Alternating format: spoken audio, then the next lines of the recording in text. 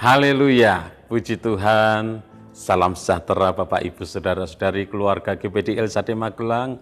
Tuhan Yesus memberkati. Terus alami pembaharuan di dalam Tuhan setiap hari. Mari renungkan firman Tuhan menggunakan 365 hari yang mengubahkan. Hari ini pembacaan kita ada di dalam Injil Lukas pasal yang ke-14. Lukas pasal 14 saya akan membacakan ayat 25 sampai 27. Demikian bunyi firman Tuhan. Pada suatu kali banyak orang berduyun-duyun mengikuti Yesus dalam perjalanannya. Sambil berpaling ia berkata kepada mereka, "Jikalau seorang datang kepadaku dan ia tidak membenci bapaknya, ibunya, istrinya, anak-anaknya, saudara-saudaranya laki-laki atau perempuan, bahkan nyawanya sendiri, ia tidak dapat menjadi muridku. Barang siapa tidak memikul salibnya dan mengikut aku, ia tidak dapat menjadi muridku." Bapak, Ibu, Saudara yang dikasihi oleh Tuhan, renungan firman Tuhan hari ini saya beri tema murid Yesus. Kalau kita mengobservasi dari ayat yang sudah saya bacakan, Injil Lukas pasal 14 ayat 25 sampai 27, apa yang dituliskan di sana? Kalau kita merenungkan, kita menemukan bahwa yang dicatat, yang dituliskan di sana adalah syarat menjadi murid Yesus. Syarat menjadi murid Yesus. Yang pertama, di dalam Lukas 14 ayat 26 dituliskan di sana, "Jikalau seorang datang kepadaku dan ia tidak membenci bapaknya, ibunya, istrinya, anak-anaknya, saudara-saudaranya laki-laki dan perempuan, bahkan nyawanya sendiri, ia tidak dapat menjadi muridku." Bapak, Ibu, Saudara yang kasih Tuhan, di sini dikatakan, jikalau seorang datang kepadaku dan ia tidak membenci. Apa makna, apa maksud dari kata membenci ini? Tentunya sebagai anak-anak Tuhan, kita tidak boleh membenci. Kita harus hidup mengasihi. Kita harus mengasihi keluarga kita, mengasihi orang tua kita, ayah kita, ibu kita, mengasihi saudara-saudara kita, kakak kita, adik kita. Kita harus mengasihi keluarga kita, istri kita, anak-anak kita, suami kita. Bahkan kita harus mengasihi semua orang, tetangga, teman, siapapun mereka. Bahkan orang yang memusuhi kita, orang yang membenci kita, kita harus mengasihi mereka semua. Dan makna, arti membenci di dalam Lukas pasal 14 ayat 26 ini, artinya bahwa kita tidak boleh mengasihi seseorang, siapapun dia, melebihi dari kita mengasihi Yesus, melebihi dari kita mengasihi Tuhan. Kita harus mengasihi sesama kita manusia, tetapi Tuhan mau kita mengasihi Yesus lebih dari siapapun. Kita mengasihi Tuhan lebih dari siapapun. Itu yang Tuhan mau bagi kita, umat-umat Tuhan. Sehingga kita dapat menjadi murid Yesus kalau kita mengasihi Yesus lebih dari siapapun. Tetapi kalau kita mengasihi seseorang, melebihi dari kita mengasihi Tuhan, kita tidak dapat menjadi murid Yesus. Kita tidak layak menjadi murid Yesus. Jadi mari kasih Tuhan lebih dari mengasihi siapapun. Yesus harus menjadi yang terutama. Yesus harus menjadi yang nomor satu di hati kita, di hidup kita. Sehingga kita layak menjadi murid Yesus. Yang kedua, syarat menjadi murid Yesus di dalam Lukas 14 ayat 27 dituliskan di sana. Barang siapa tidak memikul salibnya dan mengikut aku, ia tidak dapat menjadi muridku. Jadi syarat yang kedua untuk menjadi murid Yesus adalah kita harus memikul salib kita dan mengikut Yesus. Kita harus siap menanggung penderitaan karena kita menjadi pengikut Kristus. Kita harus siap menderita karena kita menjadi orang Kristen. Mungkin dikucilkan, mungkin dinomorduakan, dan lain sebagainya. Kita harus siap menderita. Mungkin diejek dan lain sebagainya. Bahkan dianiaya. Kita harus siap memikul salib kita sebagai orang Kristen, sebagai pengikut Kristus. Dan kita harus hidup mengikut Yesus. Mengikut Yesus artinya kita harus mengikuti teladannya. Yesus sudah memberikan teladan ketika dia hidup di dunia ini sebagai manusia.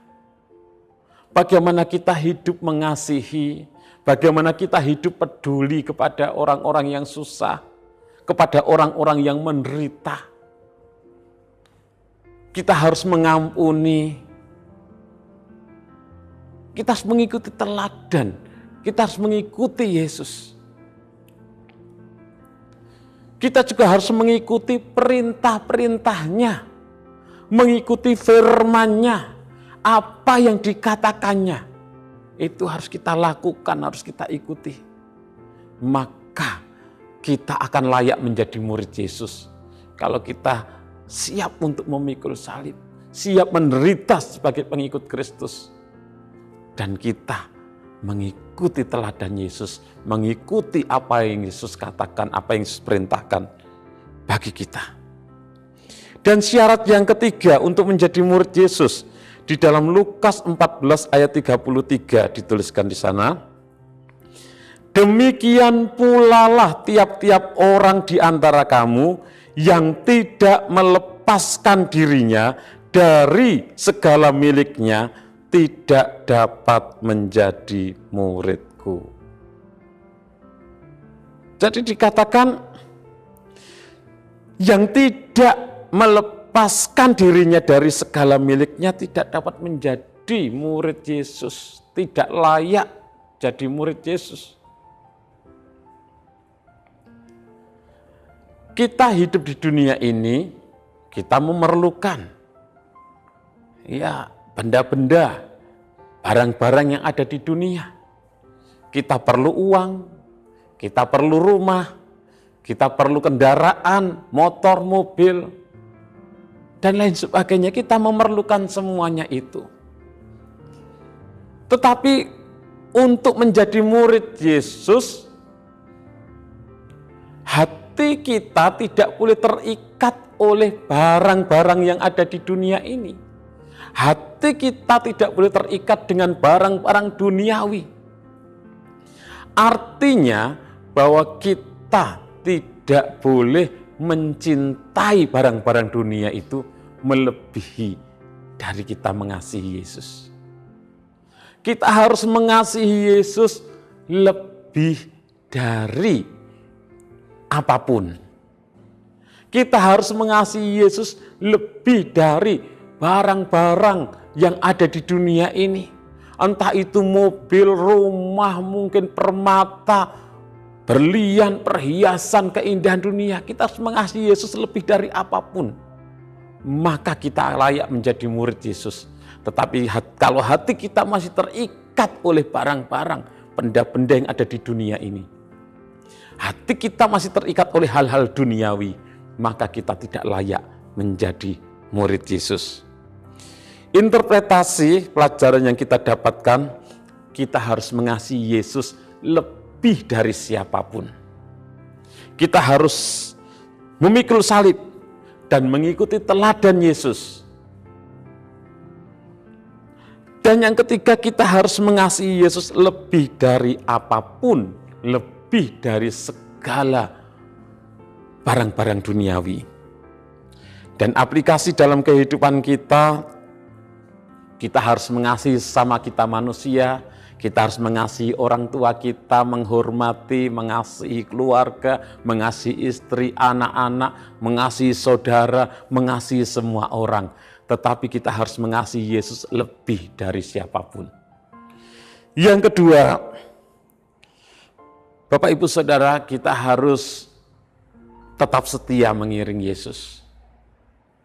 Sekalipun di dalam mengikut Yesus, menjadi pengikut Kristus, ada penderitaan, ada salib yang harus kita tanggung. Kita harus tetap setia mengiring Yesus, mengikut Yesus. Kita harus mengikuti Yesus, mengikuti teladannya. Di dalam 1 Petrus 2 ayat 21 dituliskan, sebab untuk itulah kamu dipanggil, karena Kristus pun telah menderita untuk kamu dan telah meninggalkan teladan bagimu, supaya kamu mengikuti jejaknya. Jadi kita harus mengikuti jejak teladan Yesus. Kalau Yesus ketika hidup di dunia, dia dibaptis selam, kita ikuti teladannya, kita dibaptis selam, dan lain sebagainya. Kita harus mengikuti Yesus, mengikuti apa yang Yesus katakan, apa yang Yesus perintahkan. Yohanes 14 ayat 15 dikatakan, jikalau kamu mengasihi aku, kamu akan menuruti segala perintahku. Kalau kita mengasihi Yesus, kita akan menuruti, mengikut apa yang Yesus katakan, segala yang Yesus perintahkan. Dan yang selanjutnya Bapak Ibu Saudara, kita hidup di dunia ini, kita butuh hal-hal yang ada di dunia ini. Tetapi kita harus mengasihi Yesus lebih dari semuanya. Jangan hati kita terikat oleh barang-barang yang duniawi itu. Yesus harus menjadi yang terutama di hati kita, dalam hidup kita. Dalam 1 Yohanes 2 ayat 15 dikatakan di sana, janganlah kamu mengasihi dunia dan apa yang ada di dalamnya. Jikalau orang mengasihi dunia, maka kasih akan Bapa tidak ada di dalam orang itu. Dan dikatakan dunia ini sedang lenyap dengan keinginannya. Kalau hati kita terikat kepada hal-hal yang duniawi, dunia sedang binasa, sedang lenyap, kita akan ikut binasa, ikut lenyap. Tapi kalau hati kita mengasihi Tuhan lebih dari apapun, mengasihi Tuhan lebih dari segalanya, hati kita terikat kepada Tuhan, kita melakukan apa yang menjadi kehendak Tuhan, maka kita akan hidup selamanya bersama dengan Tuhan. Tuhan Yesus memberkati, jadilah murid Yesus. Mengasihi Yesus lebih dari siapapun, siap menderita sebagai pengikut Kristus, pikul salib. Ikuti teladan Yesus, ikuti perintah Yesus, hidup dalam firman Tuhan, dan mengasihi Yesus lebih dari apapun. Terima kasih kepada Bapak Ibu Saudara yang sudah dengan setia mengikuti Renungan 79, kiranya menjadi berkat bagi kita semuanya.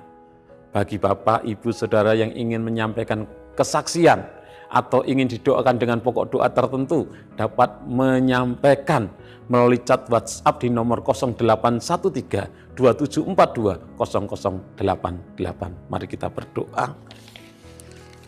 Terima kasih Tuhan buat kasih kemurahan-Mu bagi kami.